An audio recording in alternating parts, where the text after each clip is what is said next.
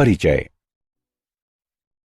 बच्चों, आज हम पुष्पी पादपों की शारीरिकी के बारे में जानेंगे। सर, पुष्पी पादप क्या होते हैं? बच्चों, ये बीज उत्पन्न करने वाले पौधे होते हैं, जैसे कि जिम्नोस्पर्म आदि। हमें पुष्पी पादप कहाँ मिल सकते हैं सर? पृथ्वी पर पादपों का ये सबसे प्रचुर और व्यापक समूह है। पुष्पी पादप अनेक आवासों में रेगिस्तान से लेकर ध्रुवीय क्षेत्रों तक पाए जाते हैं और इनमें पेड़, झाड़ी और शाख शामिल हैं। कोई मुझे पुष्पी पादप का उदाहरण दे सकता है? सर, लिली, ट्यूलिप, क्रॉक्स इत्यादि इसके उदाहरण हैं। शाबाश रमेश, तुमने एकदम सही बताया। इस पाठ में आप पुष्पी पादप की शारीरिकी के बारे में जानेंगे। उद्देश्य।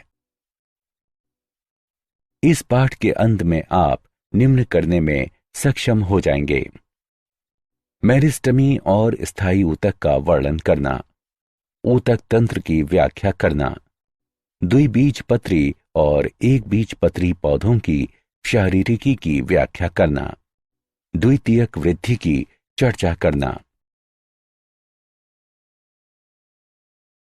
ऊतक। शारीरिकी में पादप अंगों की आंतरिक संरचना का अध्ययन किया जाता है। एक समान उद्भव और कार्य वाली समान या असमान कोशिकाओं का समूह ऊतक कहलाता है। ऊतकों को दो प्रकार में वर्गीकृत किया जा सकता है: मेरिस्टेमी ऊतक यानी विभज्य योतकी ऊतक और स्थायी ऊतक। मेरिस्टेमी ऊतक अनिश्चित काल तक विभाजन करने में सक्षम तथा समान कोशिकाओं या निश्चित ऊतक उत्पन्न करने के लिए विभेदन करने वाली कोशिकाओं को उत्पन्न करने वाली छोटी कोशिकाओं से बने पादप ऊतक मेरिस्टेमी ऊतक यानी विभज्य योतकी ऊतक कहलाते हैं। मेरिस्टेम, जो जड़ तथा तने के वृद्धि करते बिंदुओं के शीर्ष पर होता है, शीर्षस्थ मेरिस्टेम कहलाता है। यह लगातार विभाजन करता है, जिससे प्रारोह तथा जड़ की लंबाई में वृद्धि होती है। कलिका, जो पत्ती के कक्ष से निकलती है तथा शाखा प्रारोह या पुष्प में विकसित होने की क्षमता होती है, कक्षीय कलिका कहलाती है।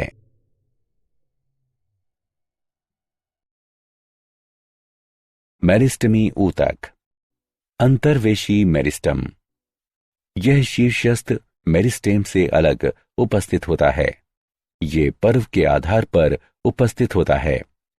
उदाहरण के लिए घास और गेहूं में या पत्ती के आधार पर। प्राथमिक मेरिस्टेम। मेरिस्टेमी कोशिकाएं जो प्रोमेरिस्टेम से उत्पन्न होती हैं, प्राथमिक मेरिस्टेम हैं। शीर्ष मेरिस्टेम और अंतर्वेशी मेरिस्टेम दोनों प्राथमिक मेरिस्टेम हैं। द्वितीयक मेरिस्टेम या पार्श्वीय मेरिस्टेम। ये प्राथमिक स्थायी ऊतक से विकसित मेरिस्टेम हैं। ये किसी अंग के निर्माण की शुरुआत से उपस्थित नहीं होते हैं, बल्कि बाद में विकसित होते हैं और द्वितीयक स्थायी ऊतक बनाते हैं। उदाहरण के लिए जड़ों के कैम्बियम।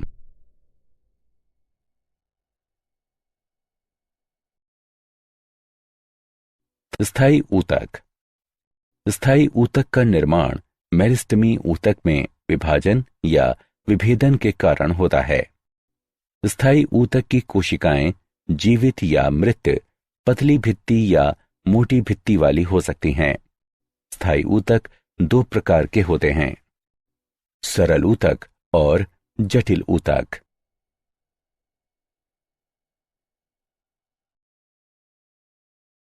साधारण ऊतक। सरल ऊतक प्रकृति में सजातीय होते हैं और संरचनात्मक तथा कार्यात्मक रूप से समान कोशिकाओं के बने होते हैं।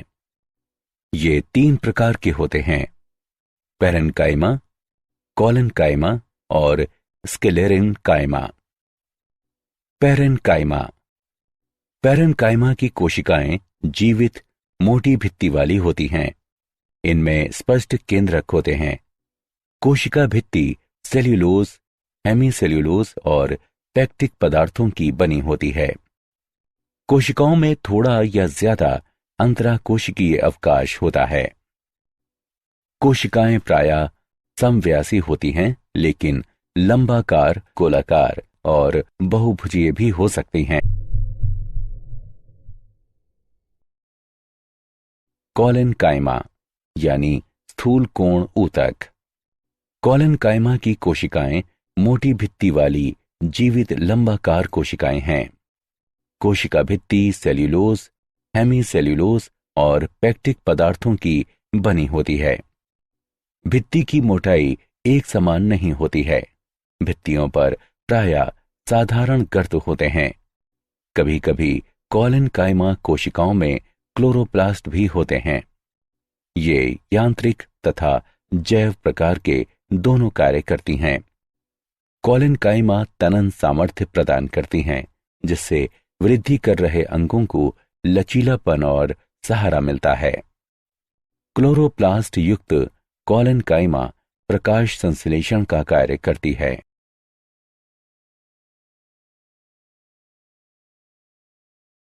स्क्लेरेन्काइमा यानी दृढ़ ऊतक। स्क्लेरेन्काइमा ऊतक बहुत कठोर, मोटी भित्तियों वाली कोशिकाओं के बने होते हैं। स्क्लेरेन्काइमा कोशिकाओं की कोशिका भित्ति बहुत मोटी होती है। इसलिए परिपक्वता पर कोशिका का बाह्य कोशिकीय वातावरण से पूरी तरह से संपर्क टूट जाता है और कोशिका मृत हो जाती है। स्क्लेरेन्काइमा कोशिकाएं दो प्रकार की होती हैं, तंतुमयी और स्क्लेरेट।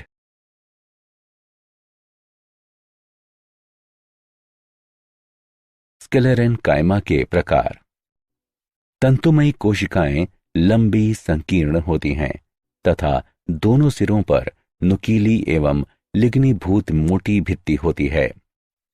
कोशिका भित्ति में साधारण या परिवेशित गर्त होते हैं। स्क्लेरेट कोशिकाएं आकार में अनियमित होती हैं। कोशिका भित्ति मोटी, कठोर और लिग्नीभूत होती हैं, जो गुहिका को बहुत छोटा कर देती है। साधारण गर्त मोटी कोशिका भित्ति में पाए जाते हैं और आसान कोशिकाओं को जोड़ते हैं।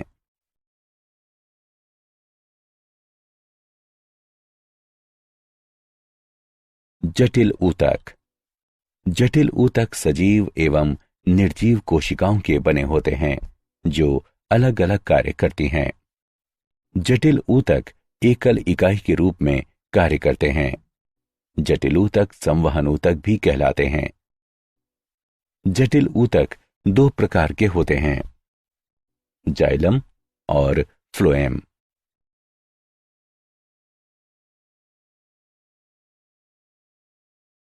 जाइलम। जाइलम एक संवहन ऊतक है जो जड़ों से जल तथा पोषक पदार्थों को प्रारोह एवं पत्तियों तक पहुंचाते हैं। जाइलम एक चालन ऊतक है और 4 विभिन्न प्रकार के तत्वों का बना होता है।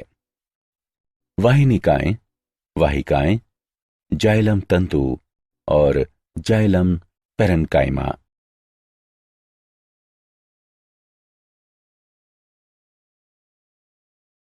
जाइलम के प्रकार। वाहिनिकाएं। एकल वाहिनी की अत्यधिक लंबी या नलिकाकार कोशिका है, जिसमें कठोर, मोटी और लिग्नीभूत भित्ति और एक बड़ी गुहा होती है। वाहिनिकाएं जड़ों से जल, हार्मोन एवं विलय का परिवहन तने, पत्तियों और पुष्पी भागों तक करते हैं। ये पादप काय को यांत्रिक सहारा प्रदान करते हैं। वाहिकाएं। वाहिका एक लंबी बेलनाकार नलिकाकार संरचना है, जिसमें लिग्नीभूत भित्ति और एक बड़ी केंद्र गुहिका होती है। कोशिकाएं मृत एवं जीव द्रव्य रहित होती हैं। छिद्रण प्लेटों की उपस्थिति के कारण ये वाहिनिकाएं की तुलना में जल और खनिज पदार्थों का परिवहन अधिक दक्षता से करती हैं। ये पादपकाय को यांत्रिक सहारा भी प्रदान करती हैं।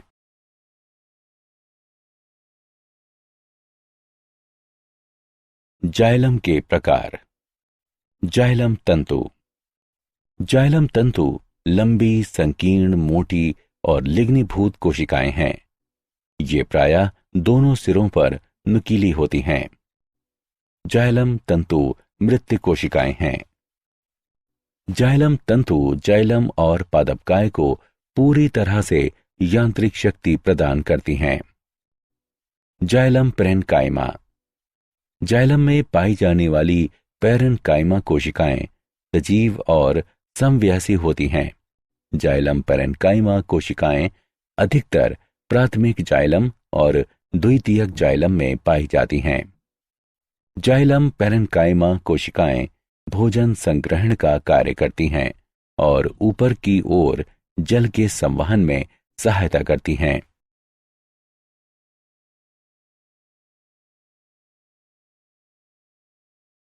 प्राथमिक जाइलम। जड़ और प्रारोह शीर्ष के प्रोकैम्बियम से प्राथमिक वृद्धि के दौरान निर्मित जाइलम प्राथमिक जाइलम कहलाता है। सबसे पहले बनने वाले प्राथमिक जाइलम को प्रोटोजाइलम यानी आदि दारू कहते हैं और ये विकृत हो जाता है क्योंकि आसपास के ऊतक लंबे हो जाते हैं।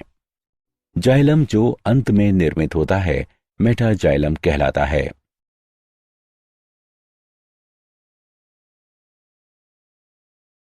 फ्लोएम। फ्लोएम भी जाइलम के समान संवहन ऊतक है जो कार्बनिक पदार्थों के संवहन के लिए जिम्मेदार है। प्रोकैम्बियम से निर्मित फ्लोएम प्राथमिक फ्लोएम कहलाता है और जो संवहन कैम्बियम से बनता है द्वितीयक फ्लोएम कहलाता है। फ्लोएम 4 तत्वों का बना होता है: चालनी नलिका तत्व, सहचर कोशिकाएं, फ्लोएम पैरेन्काइमा और फ्लोएम तंतु।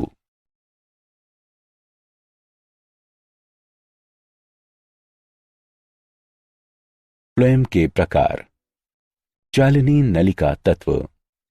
चालनी नलिकाएं नलिका जैसी संरचनाएं हैं जो लंबाकार कोशिकाओं की बनी होती हैं। लंबवत श्रेणियों में व्यवस्थित और सहचर कोशिकाओं से जुड़ी होती हैं। इनकी भित्ति पतली और सेल्यूलोज की बनी होती है। परिपक्व चालनी नलिका में केंद्रक अनुपस्थित होता है, लेकिन परिधीय साइटोप्लाज्म तथा बड़ी रजधानी उपस्थित होती है।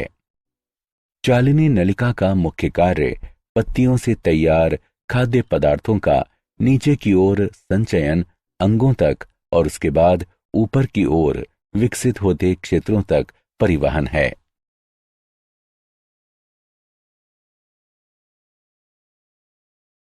फ्लोएम के प्रकार। सहचर कोशिकाएं। सहचर कोशिकाएं विशिष्ट पैरेन्काइमी कोशिकाएं हैं। सघन साइटोप्लाज्म और सुस्पष्ट केंद्रक इनकी विशेषता है और ये एंजियोस्पर्म के फ्लोएम में निकटवर्ती चालनी नलिका तत्व के साथ सटी रहती हैं। Phloem parenchyma. फ्लोएम पैरेन्काइमा कोशिकाएं सजीव पैरेन्काइमी कोशिकाएं हैं जो आकार में बेलनाकार, उपगोलाकार या बहुफलकीय हो सकती हैं। कोशिकाओं में सघन साइटोप्लाज्म और केंद्रक होता है तथा कोशिका भित्ति सेल्यूलोज की बनी होती है। फ्लोएम तंतु। फ्लोएम तंतु अत्यधिक लंबे, अशाखित तथा नुकीले होते हैं। इनके सिरे सुई की तरह होते हैं। इनकी कोशिका भित्ति सरल परिवेशित गर्त के साथ काफी मोटी होती है। परिपक्व होने पर ये तंतु अपना जीव द्रव्य नष्ट करके मृत हो जाते हैं।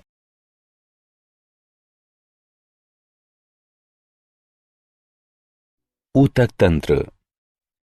ऊतक तंत्र की निम्नलिखित 3 श्रेणियों को स्पष्ट रूप से पहचाना जा सकता है: बाह्य त्वचीय ऊतक तंत्र, भरण या मौलिक ऊतक तंत्र, संवहनी ऊतक तंत्र। बाह्य त्वचीय ऊतक तंत्र। बाह्य त्वचा पादपकाय का सबसे बाहरी आवरण है जो बाह्य वातावरण के सीधे संपर्क में होता है। ये लंबी एक दूसरे से सटी कोशिकाओं का बना होता है जो बिना किसी अंतराकोशिकीय अवकाश के एक अखंड सतह बनाती हैं।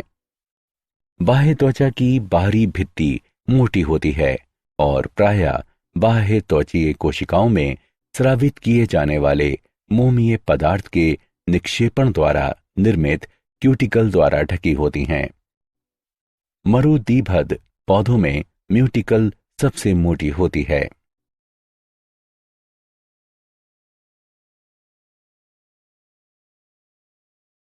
बाह्य त्वचीय ऊतक तंत्र।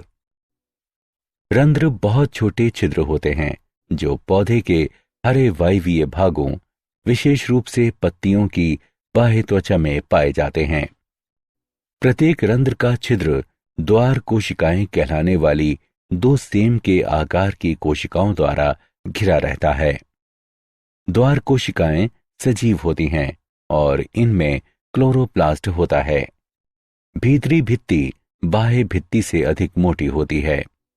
द्वार कोशिकाएं रंध्र छिद्रों के खुलने और बंद होने के क्रम को नियमित करती हैं। अधिकतर पौधों की बाह्य त्वचा में त्वचा रोम या रोम कहलाने वाली अतिवृद्धियां होती हैं जो अपने आकार, संरचना और कार्य में स्पष्ट रूप से भिन्न होती हैं। त्वचा रोम अत्यधिक जल की हानि को रोकते हैं। त्वचा रोम बीजों एवं फलों के संरक्षण प्राकीर्णन में सहायता करते हैं। जड़ों की बाह्य त्वचा में मूल रोम विशिष्ट क्षेत्र मूल रोम क्षेत्र में होते हैं।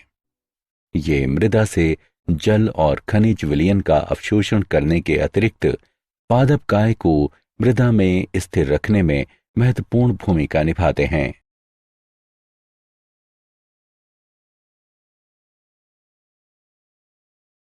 भरण ऊतक तंत्र। भरण ऊतक तंत्र पादपकाय का मुख्य आकार बनाते हैं। इसमें बाह्य त्वचा और संवहन बंडल को छोड़कर सभी ऊतक शामिल हैं। इस ऊतक तंत्र का प्राथमिक कार्य खाद्य पदार्थों का संग्रहण और निर्माण है। एक बीजपत्री तने में भरण ऊतक वलकुट, परिरंभ और पित्त में विभेदित नहीं होता है। द्विबीजपत्री तने, द्विबीजपत्री जड़ों और एक बीजपत्री जड़ों में भरण ऊतक वलकुट, परिरंभ और मज्जा या पित्त का बना होता है।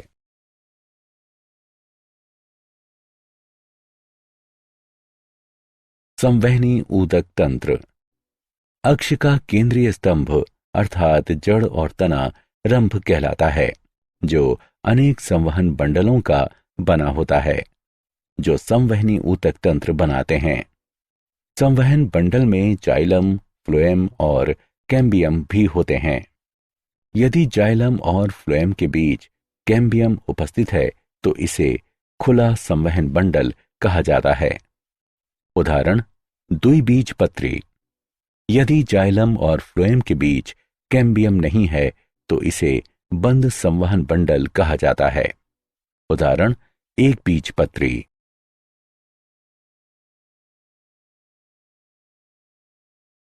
संवहनी ऊतक तंत्र। जाइलम और फ्लोएम के विन्यास के अनुसार संवहन बंडल दो प्रकार के होते हैं, अरीय और संयुक्त। जब जाइलम और फ्लोएम एकांतर तरीके से भिन्न त्रिज्या पर व्यवस्थित होते हैं तब ऐसे संवहन बंडलों को अरीय कहते हैं। जब जाइलम और फ्लोएम समान त्रिज्याओं पर उपस्थित होते हैं तो इस प्रकार के संवहन बंडल संयुक्त संवहन बंडल कहलाते हैं।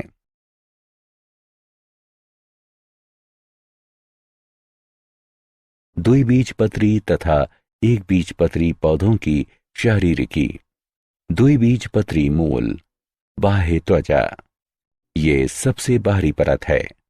वलकुट, इसमें पतली भित्ति वाली पैरेनकाइमी कोशिकाओं के कई परतें होती हैं। इनके बीच में अत्यधिक अंतराकोशिकीय स्थान होता है। अंतस्त्वचा, वल्कुट की सबसे भीतरी परत अंतस्त्वचा है, जो पूरी तरह से रंध्र द्वारा घिरी होती है। अंतस्त्वचा की कोशिकाओं में कैसपेरी पट्टियां कहलाने वाला विशिष्ट स्थूलन होता है। परिरंभ, ये मोटी भित्ति वाली पैरेन्काइमी कोशिकाओं की बनी होती है। संवहन बंडल, ये सदैव एक घेरे में व्यवस्थित और अरिये होते हैं, अर्थात जाइलम और फ्लोएम भिन्न त्रिज्याओं पर स्थित होते हैं। प्रोटोजाइलम सदैव केंद्र से दूर और मेटाजाइलम केंद्र की ओर स्थित होते हैं। जाइलम की इस दशा को बाह्य आदिदारुक कहते हैं। कंजंक्टिव ऊतक, जाइलम और फ्लोएम बंडलों के बीच स्थित पैरेन्काइमा कंजंक्टिव ऊतक बनाती है। पिथ, ये जड़ के केंद्र में एक छोटा क्षेत्र घेरता है और पैरेन्काइमी कोशिकाओं का बना होता है।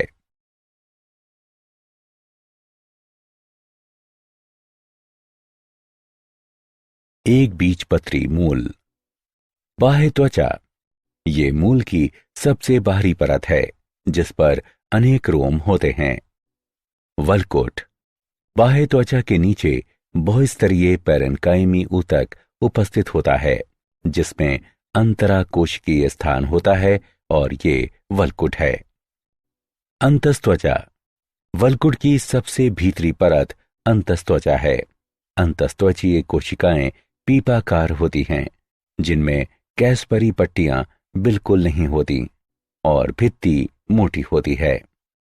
परिरंभ, यह एक पंक्ति में व्यवस्थित होता है और पैरेन्काइमा का बना होता है। संवहन बंडल, संवहन बंडल बहु आदिदारुक, अरिये और बाह्य आदिदारुक होते हैं। फ्लोएम पैरेन्काइमा अनुपस्थित होती है। कंजंक्टिव ऊतक, जाइलम और फ्लोएम के बीच स्थित पैरेन्काइमी कोशिकाओं का बना होता है। पिथ, ये बड़ी होती है तथा दूर दूर स्थित पैरेन्काइमी कोशिकाओं की बनी होती है जिसमें प्रचुर मात्रा में स्टार्च कण होते हैं। द्विबीजपत्री तना, अनुप्रस्थ काट में निम्नलिखित संरचनाएं होती हैं। बाह्य त्वचा, बाह्य त्वचा तने की सबसे बाहरी परत है। ये कोशिकाओं की एकल परत की बनी होती है और क्लोरोप्लास्ट की कमी होती है। बाह्य त्वचा पर बहुकोशिकीय रोम और रंध्र पाए जाते हैं। वल्कुट, इसे 3 क्षेत्रों में विभाजित किया जा सकता है। अधस्त्वचा, ये बाह्य त्वचा के ठीक नीचे स्थित होती है। सामान्य वल्कुट, ये अधस्त्वचा के भीतर स्थित होता है और मोटी भित्ति वाली पैरेन्काइमी कोशिकाओं की कुछ परतों का बना होता है। वल्कुट का मुख्य कार्य भोजन का संग्रहण है। अंतस्त्वचा, ये वल्कुट की सबसे भीतरी परत है। परिरंभ, परिरंभ पैरेन्काइमी और स्क्लेरेन्काइमी दोनों कोशिकाओं की बनी एक विषम परत है। ये अंतस्त्वचा और संवहन बंडलों के बीच स्थित होती है। संवहन बंडल, ये अंतस्त्वचा के भीतर एक घेरे में व्यवस्थित होते हैं। मज्जा किरणें, कुछ परतें या 2 संवहन बंडलों के बीच स्थित बड़ी बहुभुजीय कोशिकाएं मज्जा किरणें होती हैं।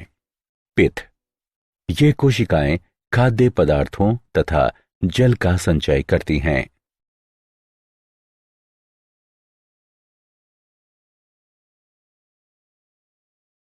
एक बीजपत्री तना, बाह्य त्वचा, यह मोटी क्यूटिकल वाली सबसे बाहरी एकल परत है। बहुकोशिकीय रोम अनुपस्थित होते हैं। अधस्त्वचा, ये स्क्लेरेन्काइमी कोशिकाओं की बनी होती है। प्रायः 2-3 परत मोटी होती है और बाह्य त्वचा के नीचे स्थित होती है। भरण ऊतक, अधस्त्वचा के नीचे पैरेन्काइमी कोशिकाओं का संपूर्ण द्रव्यमान भरण ऊतक बनाता है।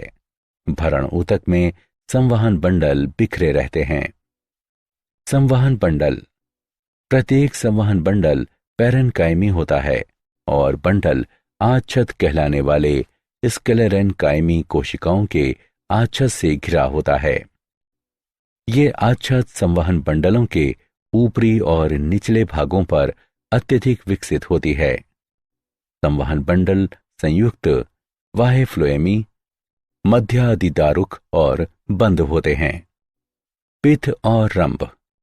एक बीजपत्री में एटेक्टोस्टील पाई जाती है। ये अत्यधिक विकसित रंभ है। एक बीजपत्री तनों में एक समान पित्त उपस्थित होती है।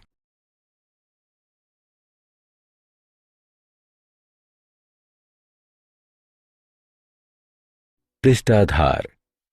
द्विबीजपत्री पत्ती। ऊपरी बाह्य त्वचा।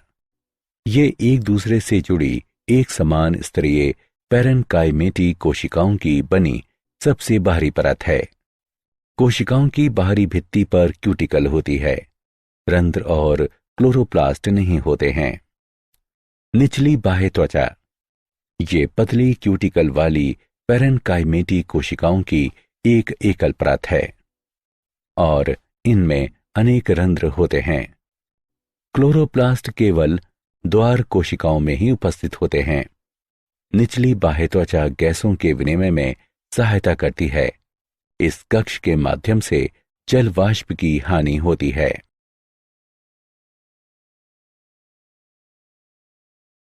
पृष्ठाधार पत्ती यानी द्विबीजपत्री। पर्ण मध्योतक। ऊपरी और निचली बाह्य त्वचा के बीच स्थित ऊतक पर्ण मध्योतक कहलाते हैं। ये दो क्षेत्रों में विभाजित हैं। खंभ ऊतक। कोशिकाएं लंबी होती हैं और ऊपरी बाह्य त्वचा के साथ 90 अंश का कोण बनाती हैं। इनमें क्लोरोप्लास्ट भी होता है। कोशिकाओं में अंतराकोशिकीय अवकाश नहीं होता है और वे प्रकाश संश्लेषण में भाग लेती हैं। Spongy parenchyma. ये खंभ ऊतक के नीचे पाई जाती हैं। स्पंजी पैरेन्काइमा की कोशिकाएं लगभग गोलाकार या अंडाकार होती हैं तथा अनियमित क्रम में व्यवस्थित होती हैं। कोशिकाओं में क्लोरोप्लास्ट और अंतराकोशिकीय अवकाश भी होता है। अंतराकोशिकीय अवकाश गैसों के विसरण में सहायता करता है। संवहन बंडल। संवहन बंडल बाह्य फ्लोएमी और बंद होते हैं। ये स्पंजी पैरेन्काइमा में बिखरे रहते हैं। मध्य शिरा के संवहन बंडल सबसे बड़े होते हैं। प्रत्येक संवहन बंडल के चारों ओर पैरेन्काइमी कोशिकाओं को एक आच्छद उपस्थित होता है जो बंडल आच्छद कहलाता है। समद्विपार्श्व एक बीजपत्री पत्ती। बाह्य त्वचा। ऊपरी और निचली बाह्य त्वचा पैरेन्काइमी कोशिकाओं की बनी होती है। बाह्य त्वचा की कोशिकाओं में क्लोरोप्लास्ट नहीं होता है। ऊपरी और निचली बाह्य त्वचा दोनों पर रंध्र उपस्थित होते हैं। द्वार कोशिकाएं बाह्य त्वचीय कोशिकाएं हैं जिनमें क्लोरोप्लास्ट होता है। ऊपरी बाह्य त्वचा में कुछ बड़ी कोशिकाएं समूहों में पाई जाती हैं जो आवर्त कोशिकाएं कहलाती हैं। पर्ण मध्योतक। पर्ण मध्योतक खंभ और स्पंजी पैरेन्काइमा में विभेदित नहीं होता है। ये कोशिकाएं लगभग गोलाकार होती हैं और छोटे अंतराकोशिकीय अवकाश को घेरती हैं तथा अनियमित ढंग से व्यवस्थित होती हैं। इन कोशिकाओं में क्लोरोप्लास्ट होता है। संवहन बंडल। कुछ संवहन बंडल छोटे और कुछ बड़े होते हैं। प्रत्येक संवहन बंडल के चारों ओर पैरेन्काइमी कोशिकाओं की आच्छद उपस्थित होती है। संवहन बंडल संयुक्त बाह्य फ्लोएमी और बंद होते हैं।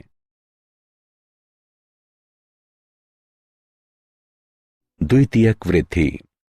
सक्रियता या पार्श्वीय मेरिस्टेम से द्वितीय ऊतक के निर्माण द्वारा पौधे के अक्ष की परिधि में होने वाली वृद्धि द्वितीयक वृद्धि है।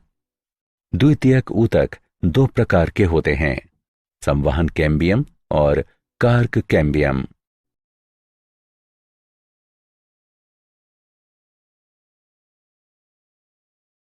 संवहन कैम्बियम। संवहन कैम्बियम एक पार्श्वीय मेरिस्टेम है जो द्वितीयक ऊतक बनाता है और जाइलम एवं फ्लोएम के बीच स्थित होता है। कैम्बियमी छल्ले का बनना। द्विबीजपत्री तने में संवहन बंडल संयुक्त बहिफ्लोएमी और खुले होते हैं और एक छल्ले में व्यवस्थित होते हैं। संवहन बंडलों में जाइलम और फ्लोएम के बीच उपस्थित कैम्बियम पूलीय या अंतःपूलीय कैम्बियम कहलाता है। मज्जा किरणों की कुछ कोशिकाएं मेरिस्टेमी हो जाती हैं और वे अंतरापूलीय कैम्बियम कहलाती हैं। ये दोनों कैम्बियम एक साथ मिलकर संवहन कैम्बियम या इंट्रास्टेलर कैम्बियम का पूर्ण छल्ला बनाते हैं।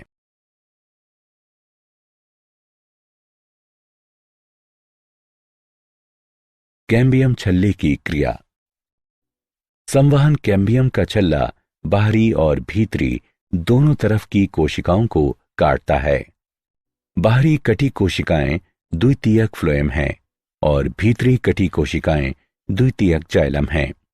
कटी हुई द्वितीयक जाइलम की मात्रा द्वितीयक फ्लोएम से अधिक होती है और इस प्रकार द्वितीयक ऊतक के निर्माण के साथ घेरे या व्यास में वृद्धि होती है जो द्वितीयक वृद्धि कहलाती है। कैम्बियम कोशिकाएं आयताकार, पतली भित्ति वाली, जीव द्रव्य से पूर्ण और मेरिस्टेमी क्रियाशीलता वाली होती हैं। द्वितीयक ऊतक में वृद्धि के साथ साथ प्राथमिक जाइलम और प्राथमिक फ्लोएम दब जाते हैं। कुछ स्थानों पर कैम्बियम द्वितीयक जाइलम और द्वितीयक फ्लोएम नहीं बनाता है, बल्कि जाइलम और फ्लोएम के बजाय पैरेन्काइमी कोशिकाओं को बनाता है। इस प्रकार ये कोशिकाएं द्वितीयक जाइलम से द्वितीयक फ्लोएम तक अखंड पट्टियां बनाती हैं और द्वितीयक मज्जा किरणें कहलाती हैं।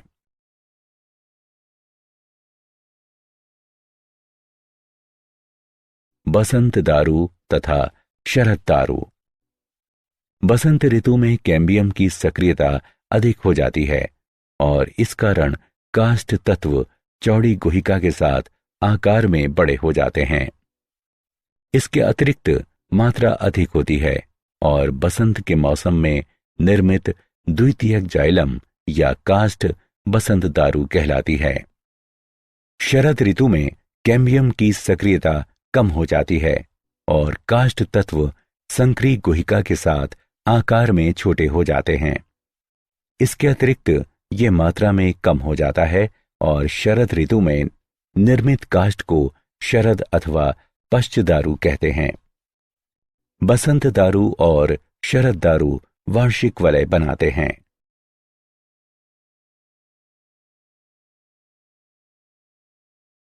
हृद्य दारू तथा रस दारू। काष्ठीय पेड़ों में तने के केंद्रीय भाग का रंग गहरा होता है।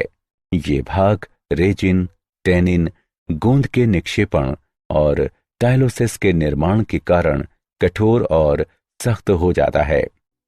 ये केंद्रीय कठोर, सख्त और गहरा भाग हृद्य दारू बनाता है। वाहिकाओं में टाइलोसिस के निर्माण के कारण हृद्य दारू के संवहन कार्य बंद हो जाते हैं और इसलिए हृद्य दारू यांत्रिक रूप से कार्य करती है। हृद्य दारू का उपयोग प्रायः फर्नीचर बनाने में किया जाता है।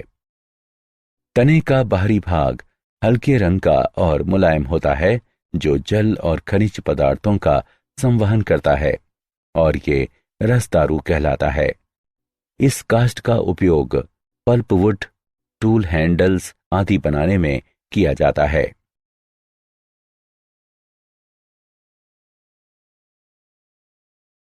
Cork cambium. कुछ काष्ठीय पौधों में रंभ के बाहरी भाग में नए ऊतकों के निर्माण द्वारा उनके अक्ष की परिधि में भी वृद्धि होती है। ये नए ऊतक परिचर्म कहलाते हैं। परिचर्म 3 ऊतकों की बनी होती है। कागजन, ये मेरिस्टेमी कोशिकाओं की एकल परत का बना होता है। ये द्वितीयक पार्श्वीय मेरिस्टेम भी कहलाता है, जो अधस त्वचा या बाह्य वल्कुट की स्थायी सजीव कोशिकाओं से उत्पन्न हो सकता है। कोशिकाएं आयताकार और अरीय ढंग से चपटी दिखती हैं। काग, ये कोशिकाएं बाहर की ओर की कागजन कोशिकाओं के स्पर्श रेखीय और परिणतिक विभाजन के परिणाम स्वरूप बनती हैं। ये कोशिकाएं एक दूसरे से सटी रहती हैं और प्रारंभ में इनमें पतली सेल्यूलोज की भित्तियां होती हैं। जब वे परिपक्व हो जाती हैं तो धीरे धीरे सजीव पदार्थ नष्ट हो जाते हैं और कोशिकाएं अरीय, ऊर्ध्वाधर या स्पर्श रेखीय रूप से लंबी हो जाती हैं। सुबेरिन कहलाने वाले वसीय पदार्थ के विकसित होने के कारण कोशिका भित्ति मोटी हो जाती है। सुबेरिन जल के लिए अभेद्य है। काग अस्तर, पतली भित्ति वाली कोशिकाओं की परतें कागजन के अंदर की ओर बढ़कर काग अस्तर बनाती हैं। इस परत की कोशिकाएं सजीव होती हैं और इनमें सेल्यूलोज कोशिका भित्ति होती है। ये द्वितीयक वल्कुट भी कहलाता है। कुछ प्रजातियों की इन कोशिकाओं में क्लोरोप्लास्ट और स्टार्च भी हो सकता है।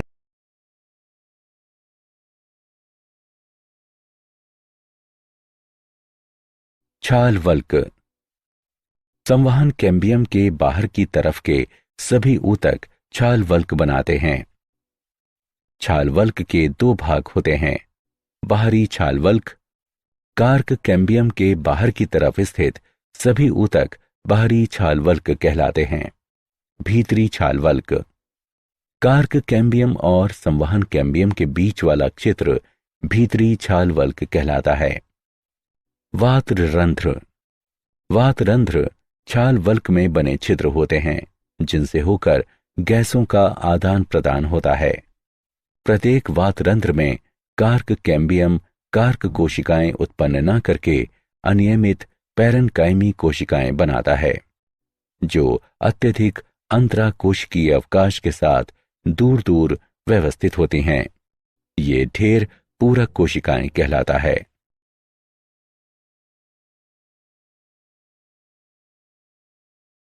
जड़ों में द्वितीयक वृद्धि, पौधों के वृद्धि करते वायवीय भागों को शक्ति प्रदान करने और जल एवं खनिज पदार्थों की जरूरतों को पूरा करने के लिए जड़ों में द्वितीयक वृद्धि महत्वपूर्ण है। एक बीजपत्री जड़ों में द्वितीयक वृद्धि नहीं पाई जाती है। ये संवहन कैम्बियम और कार्क कैम्बियम की सक्रियता के कारण होती है।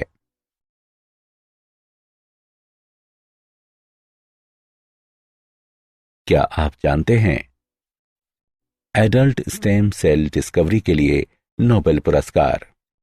इस वर्ष चिकित्सा के लिए ब्रिटेन और जापान के वैज्ञानिकों को उनकी खोज कि वयस्क कोशिकाओं को पुनः भ्रूण जैसी स्टेम कोशिकाओं के रूपांतरित किया जा सकता है, इसके लिए नोबेल पुरस्कार प्रदान किया गया।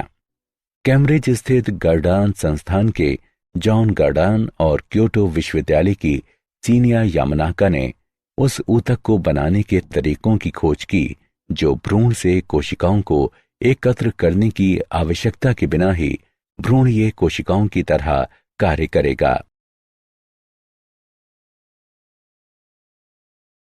सारांश, आइए हमने जो कुछ सीखा है उसे संक्षेप में दोहराएं। समान उत्पत्ति और समान कार्य करने वाली समान या असमान कोशिकाओं का समूह ऊतक कहलाता है। ऊतक 2 प्रकार के होते हैं, मेरिस्टेमी और स्थायी। सरल ऊतक प्रकृति में समजातीय होते हैं और संरचनात्मक एवं कार्यात्मक रूप से समान कोशिकाओं के बने होते हैं। सरल ऊतक 3 प्रकार के होते हैं, पैरेन्काइमा, कालेन्काइमा और स्क्लेरेन्काइमा। जटिल ऊतक सजीव और निर्जीव कोशिकाओं के बने होते हैं जो अलग अलग कार्य करते हैं। जटिल ऊतक दो प्रकार के होते हैं, जाइलम और फ्लोएम।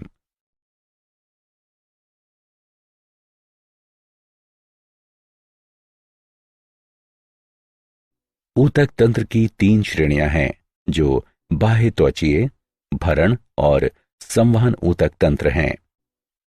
सक्रियता या पार्श्वीय मेरिस्टेम से द्वितीयक ऊतक के निर्माण द्वारा पौधे के अक्ष की परिधि में होने वाली वृद्धि द्वितीयक वृद्धि कहलाती है। बसंत में कैम्बियम की सक्रियता अधिक होती है और शरद ऋतु में कैम्बियम की सक्रियता कम हो जाती है। बसंत दारू और शरद दारू वार्षिक वलय बनाते हैं। संवहन कैम्बियम के बाहर स्थित सभी ऊतक छाल वल्क बनाते हैं।